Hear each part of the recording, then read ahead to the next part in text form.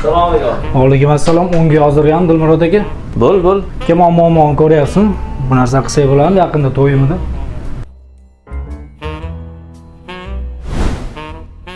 Sochim aeroport bo'lib ketgan ekan va soch to'kilib ketganning hisobiga peshana va yuz katta ko'rinyapti. Boshi orqa qismida ham forma yo'qolib bo'lgan. Yaxshi ham soqol mo'ylovlari bor. Shu orqali yuzlarini ancha ixcham ko'rsata olaman. Bu sochni tepa qismiga tabiiy sochdan yopishtirib muammoni hal qilib bermasam bo'lmaydi. Amallasak bo'ladi aka. Faqat o'zgarish katta bo'ladi-da. Tayyor bo'lsangiz bo'ldi. Sarvar aka o'zgarishga tayyormisiz aka? Tayyorman aka. Boshladik unda. Qalay bo'ldi Sarvar aka? Aka gap yo'q. 5-6 yil orqaga qaytardingiz aka. Yoqdimi? Yo'qdi aka. Tanimosim o'zingizni chiqib.